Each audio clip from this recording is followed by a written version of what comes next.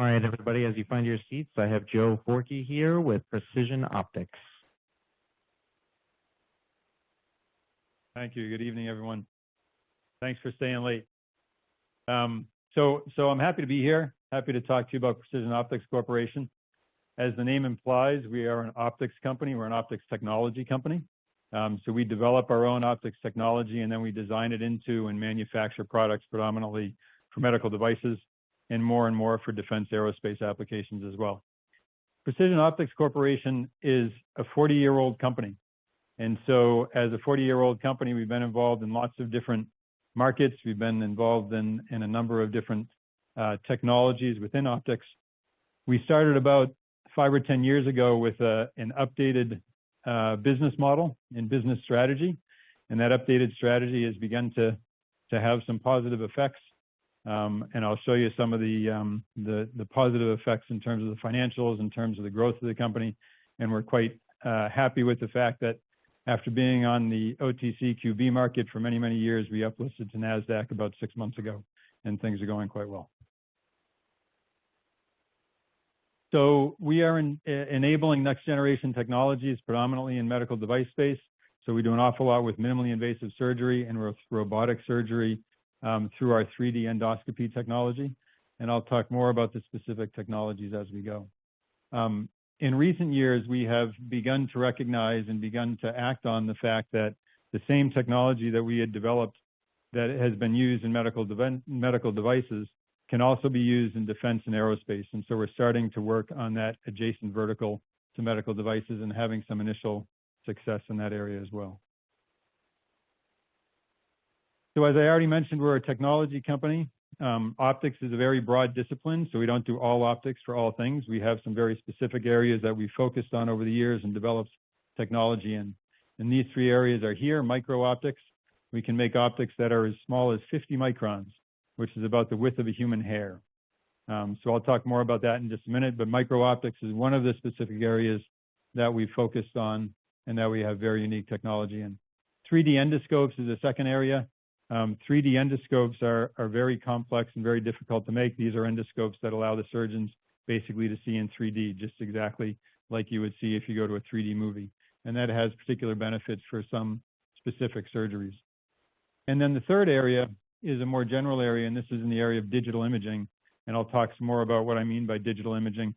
But basically, all of the endoscopic market is moving from traditional rod-based lenses or fiber bundle systems that carry the image outside of the body and moving to a place where the sensor is actually on the end of the endoscope and can be put inside the body. And there are a number of benefits that derive from that. And we have some special technology in the area of digital imaging. I told you that we updated our business model about 5-10 years ago, and we've been working against this new business model, and it's having some significant success. The business model we use today is the following. So we've developed technology ourselves. We own the IP in this technology in these particular areas. We go out and we show this technology to our potential customers. And if there's a good fit, if they have a product that they need in order to support their particular procedure that they're developing for minimally invasive surgery, but they need someone to make the imaging system and they need our technology in order to be able to make that imaging system, we'll engage with them for a very long-term engagement. And so that engagement begins with us designing our technology into their product. So we design their product with the right size, shape, and color, but it still incorporates our proprietary technology. Because we developed the product around our technology, we basically have a captured customer that stays with us for many, many years when they go into production. And so the idea here is that we have a very significant product development funnel where we bring customers in and we start to design and develop their product using our technology. That typically takes anywhere from 1 to 3 years. And then the business model is to take those products, spin those out into production, which is still done by our company. And as we continue to put more and more of those products into production, our revenues grow through the production revenue. We can take the profits from those production revenue and we can feed those back into our technology development group so that we stay on the front end of the technology continuously. That also opens up opportunities for new projects to come into the product development pipeline. We've been working on a number of strategic initiatives in order to drive future growth. The most important of these is that we made our first 2 acquisitions in our 40-year history over the last 4 years, and I'll talk specifically about those 2 acquisitions and the reasons why they made sense. The optics industry is fairly well fragmented, and so we do believe that there are other opportunities out there for us to find strategic transactions that would make sense. Okay, so as I said, we've been in business for 40 years. I took over as CEO about 10 years ago. We put in place this new business strategy, and we're starting to see significant progress because of that. One of the obvious places you can see that is in our revenue growth. This revenue curve is broken up into 2 categories. So the gray category here is the product development side of the business, which is really the pump or the engine that's driving the long-term growth of the company. So seeing that part of the business growing substantially is critically important as a long-term indicator. We also see that the production side of the business is growing as well. Some of this is from our acquisitions. So we had 1 acquisition here, we had 1 acquisition here. You can see that even through the pandemic, we continued to grow, even though it was relatively limited. We were happy to grow it all during the pandemic. Okay, so a little bit about the technologies. So the micro precision optics is based on some technology we've developed to be able to design and to manufacture very, very small optics and very, very small optic systems based on those individual elements. And so I already said that we can make lenses and prisms that are as small as 50 microns, which is the size of a human hair.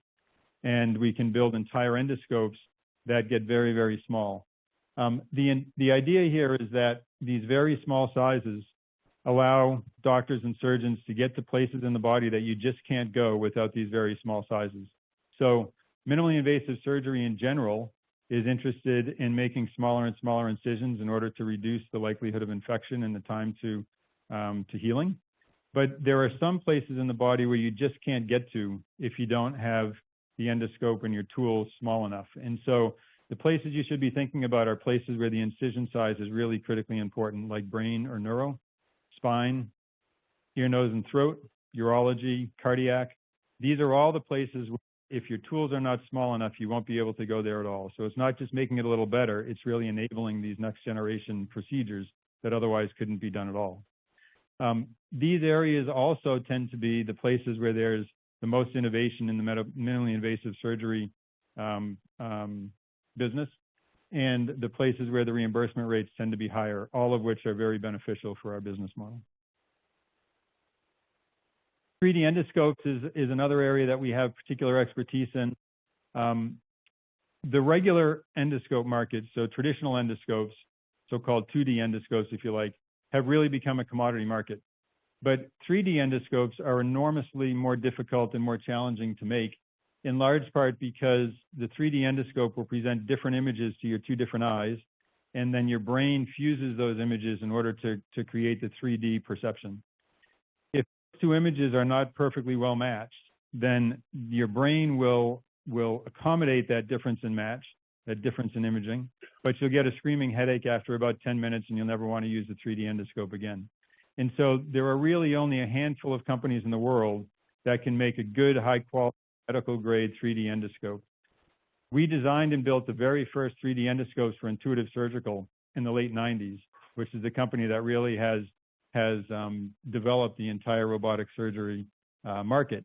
And so today, the robotic surgery market is growing very quickly. Many of the robotic surgery systems, for various reasons, which I'm happy to talk to people about one-on-one, for various reasons, many of the robotic surgery systems need to have a 3D endoscope. And so there's a market that's growing quite quickly. And as I say, we're one of only a few companies that can make 3D endoscopes that are medical grade and high quality.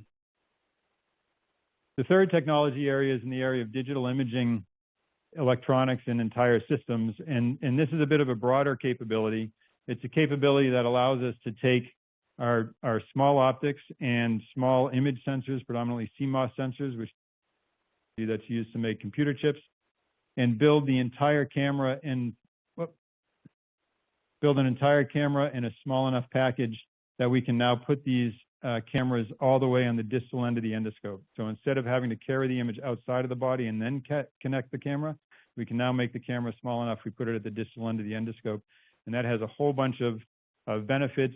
One of those benefits is that you can make the endoscopes low enough cost that you can start talking about making single-use endoscopes or disposable endoscopes, which leads to the razor blade kind of model, which of course has big benefits over the long run for revenue generation. We also have a number of traditional applications. These products really provide a base of business for us that we've been able to rely on as we've been growing the company. But it also demonstrates one of the really beneficial qualities of the medical device market that is part of our business model, which says that as we roll products out of the product development pipeline and into production, the typical lifetime of the production of those products is very long, because the medical device field is very risk averse when it comes to changing products if you have a product that's working well. And so there are a couple of products that we've had on the market with customers whose names you would recognize, one of which we've had with the same customer for over 20 years, the other one with the same customer for over 10 years. So the main point here is once we get products into production, they tend to go for a very long time. Okay, I mentioned earlier that we've gone through our first two acquisitions. The first acquisition was a company called Ross Optical. This is a company that we acquired about 4 years ago now. It was a great acquisition for us. It was a great complement to the Precision Optics company, because Precision Optics, as I just described, is heavily focused on developing technologies, designing products over long time periods, building entire systems, relatively high ASP, and long engagements with long-term products. Ross Optical sort of fits on the other end of the spectrum. Their expertise is sourcing and manufacturing individual optical components or very small optical subassemblies. So you have POCI, which is doing entire systems, long-term engagements with highly engineered products, and you have Ross Optical making components. You put those two together, and now we can supply to our customers the full highly engineered solution. We can also provide the individual components that go into those products when we're producing it after it's been developed and designed. The other important points about this acquisition is it was our first acquisition. The financials were very, very favorable. It was highly accretive. It basically paid for itself in less than 3 years. And so it's running very smoothly. It's running pretty independently, but at the points where there are synergies that can be beneficial to our customer, we have it as part of the company all under one roof. Lighthouse Imaging was our second acquisition. This is an acquisition we did about a year and a half ago. And the critical point for Lighthouse Imaging is that they had a capability that we either needed to buy or to develop in-house. And I'll explain that in just a minute. Lighthouse Imaging is a company that I like to describe before we acquired them as a friendly competitor. So the group of, or the market of companies that design and build minimally invasive endoscopes is fairly small, and Lighthouse was one of our main competitors. So by acquiring them, we removed one of our competitors from the landscape. In addition, over the years, POCI had developed technology to be able to make entire endoscopes, but the main focus of a lot of the technology we had developed was on the optical side. It had to do with the design and the manufacture of the lenses, of the optical fiber systems. We could do all the rest of it, but our real expertise, the real sort of cutting edge technology we had developed was on the glass side, if you like. Lighthouse Imaging, as a competitor, could do the entire system, but they had developed a particular expertise on the electronic side. And this is particularly critical as the market is moving to a place where we're using digital imaging. As I already said, we take the camera and we put it on the distal end of the endoscope. When you do that, you still need all of the glass because you still need to create the image. You still need to bring the light into the body, but you also need to have the electronic expertise so that you can carry the image in electrons out of the body and manipulate that electronic image as it comes out of the body. So by putting the two companies together, we now have a technical team that can supply our customers with the entire requirement, taking the system all the way from the wall plug to the image that you can see on the screen. And this really just shows that pictorially, right? So we can do the whole spectrum of everything that needs to be done to be able to design and build the entire system. This has allowed us to move up the supply chain in terms of value add. Our customers don't have to go to one company to get the optical piece, another company to get the electronics piece. We can do the whole thing.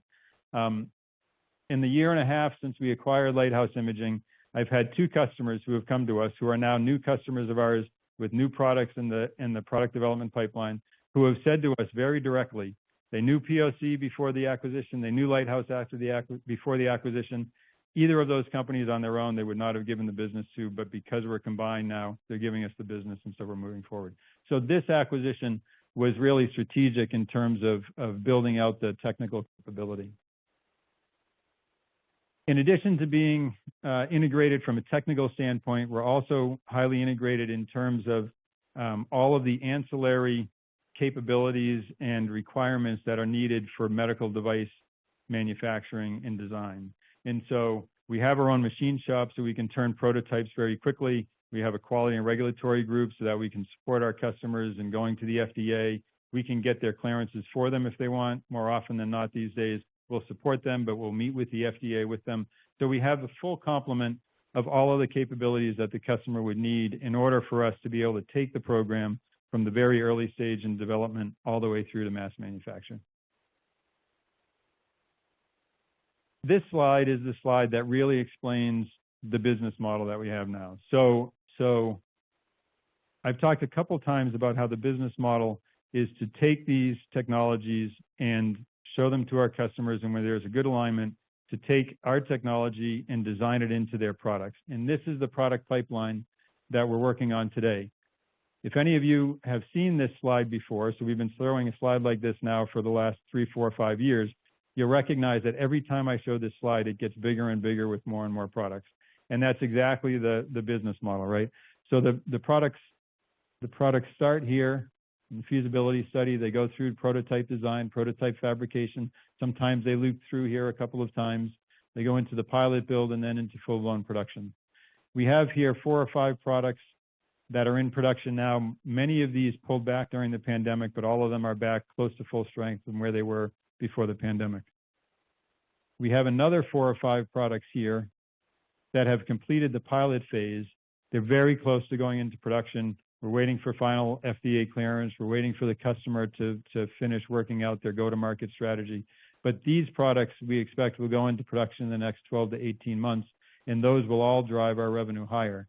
In the meantime, we have all of these products that are earlier on in the product development phase that are coming behind these other ones, right? So the idea is that as one of these products moves out of the prototype phase into production, we want to have another one ready to come into the development phase. And by doing that, the product development team becomes the engine for the growth of the long-term growth of the company.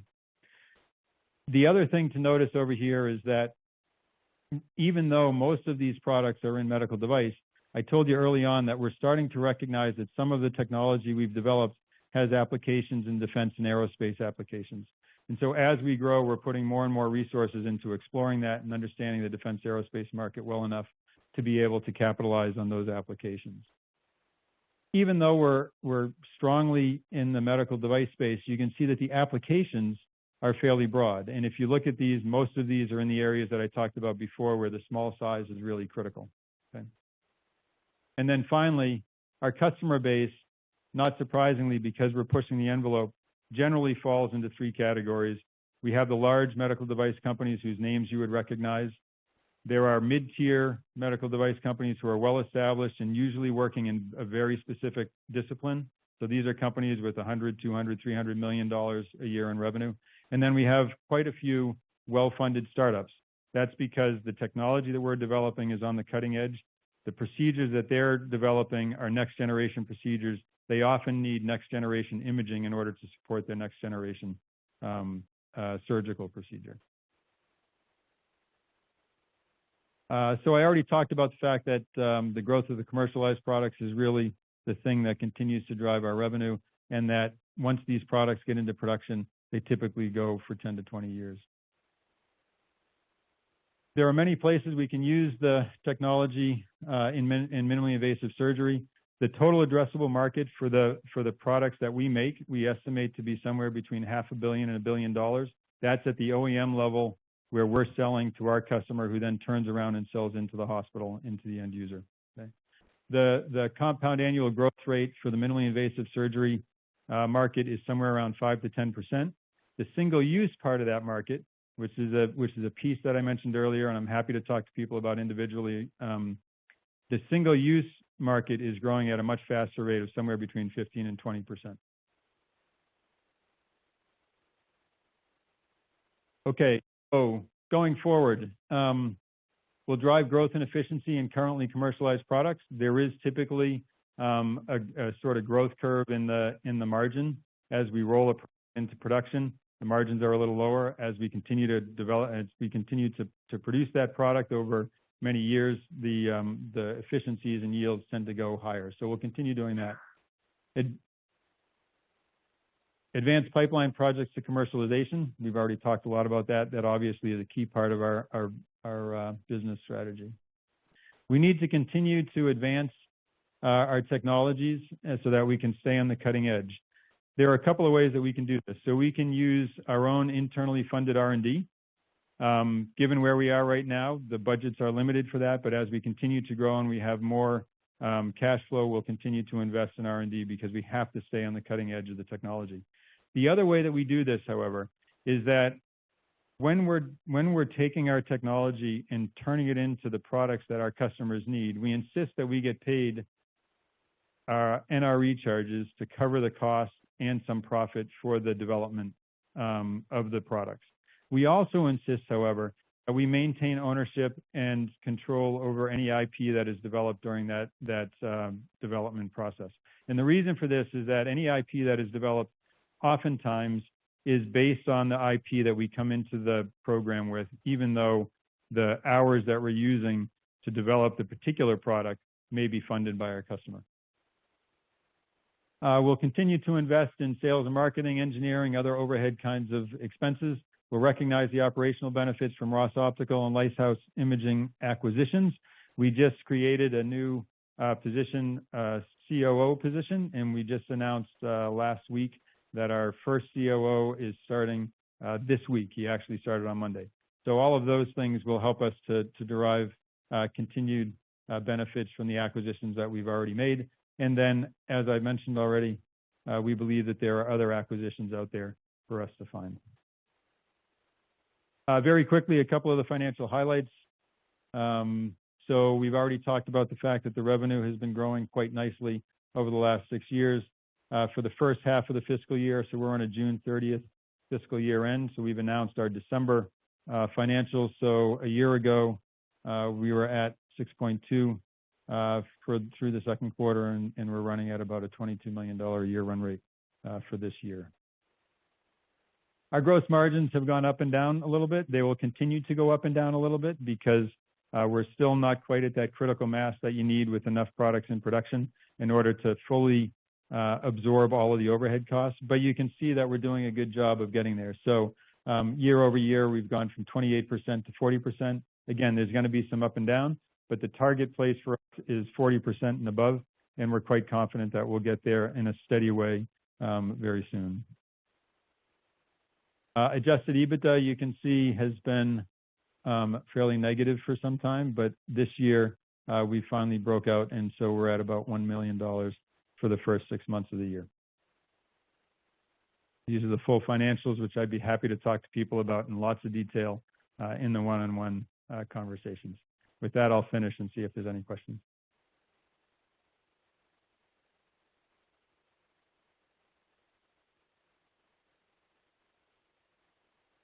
Great. Must have been all clear.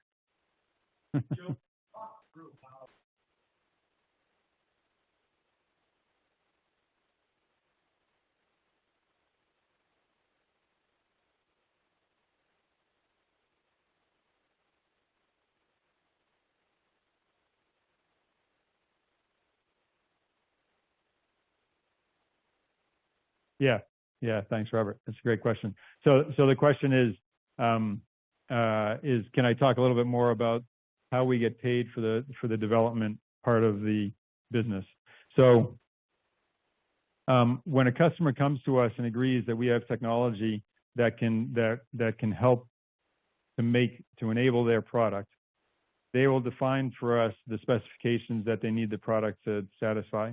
We'll work very closely with their development team, and we'll put together a proposal for what we expect the total development process to cost. And so then we charge them on a time and materials basis according to the hours that we spend and the materials that we purchase.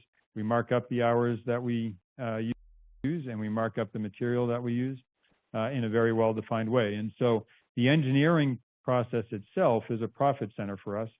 The engineering group is limited in the number of products that it can be working on at any particular time. So that's not going to be in and of itself isn't going to be the driver for revenue growth, but for them to take the products and move them out into production one after the other is really what's going to drive the revenue growth.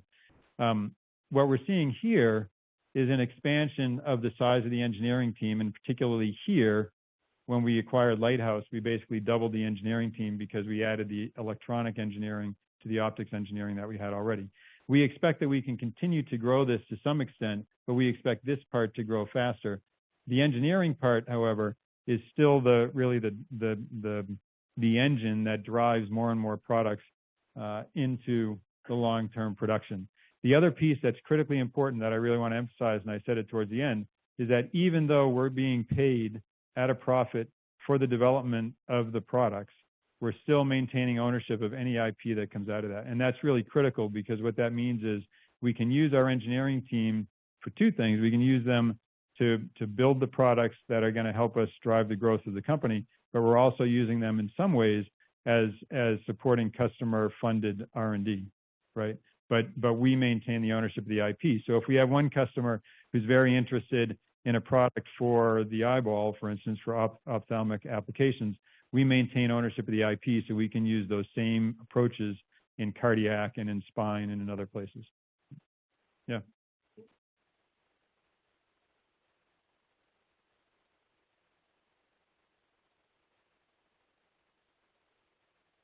Yeah. Yeah. So it's a great question. So the question is what does the margin profile look like, and what's the business model for the production products once they get into production up here? Traditionally, the model has been that we manufacture the product in our facilities and we sell it to our customer. Our customer then takes it and sometimes will incorporate it into a larger system that they build themselves or build elsewhere. But the particular expertise that we have in designing the tools and fixtures and in manufacturing optical components, which require a particular kind of skill and talent that a general medical device company wouldn't have.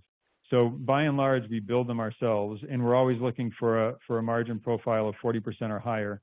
Depending on the particular product and the particular discipline, we can go higher than that. We're actually finding for defense and aerospace, we can often get even higher because of the restrictions on going overseas. There's one exception to that, which is that as we move into the single-use model, the price pressures on the entire supply chain for single-use are much greater because the reimbursement rates have a bigger impact on it.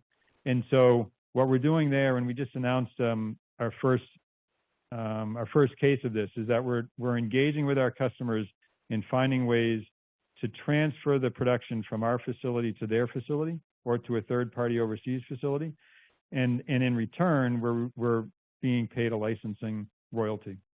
And so the idea there is that we're still providing the technology to our customer, and so for that reason we're still getting paid. But because they're paying us a royalty that drops to the bottom line, we're happy because we don't have to use our limited resources. They're happy because the total overall cost is lower than it would be otherwise, which is critical for the high volume single use. Okay, thank you.